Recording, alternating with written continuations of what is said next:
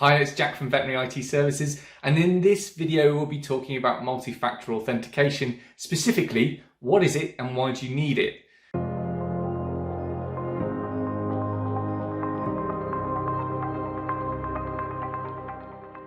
Now, we've been rolling out multi-factor authentication across more and more of our clients for quite some time now, and we've heard a lot of questions about what MFA is, how it works, and what it looks like in a functioning veterinary practice. So we've collected up all the answers for this video.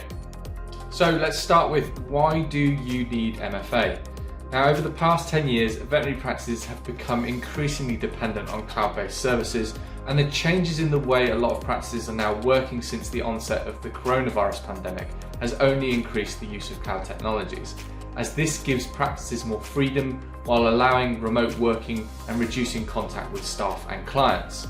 However, data in the cloud isn't inherently safe, and if not set up correctly, it can provide ample opportunities for cybercriminals to access your systems and your data. The sad fact is that passwords no longer offer the protection that they used to, but by utilising technologies such as multi-factor authentication at your practice, you can help secure your cloud data against breaches due to lost or stolen credentials.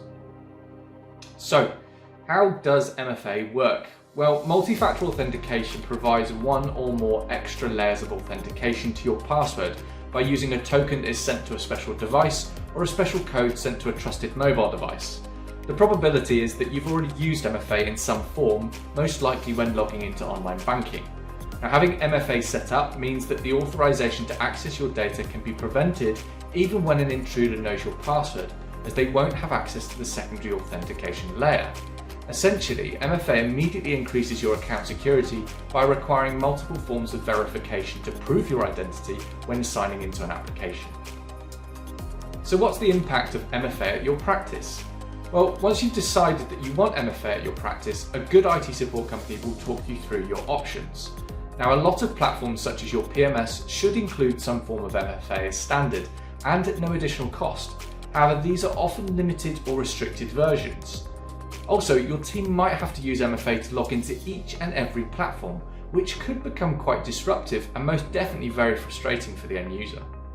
Now, if you utilise platforms such as Microsoft 365 subscriptions or Google Workspace, they both offer services that may be able to manage your MFA protocol via one system instead of many, making the user experience a lot easier.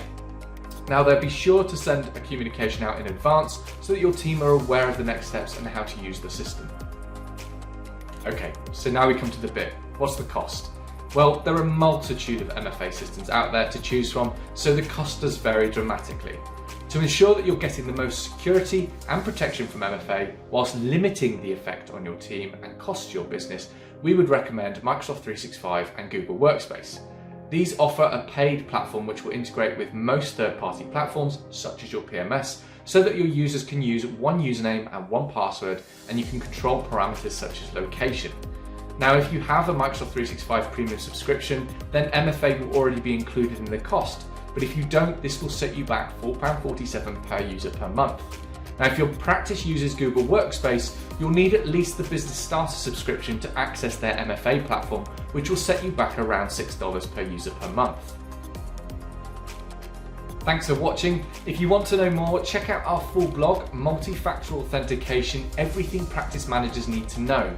Don't forget to subscribe, but also check out our blog for up-to-date tips and tricks.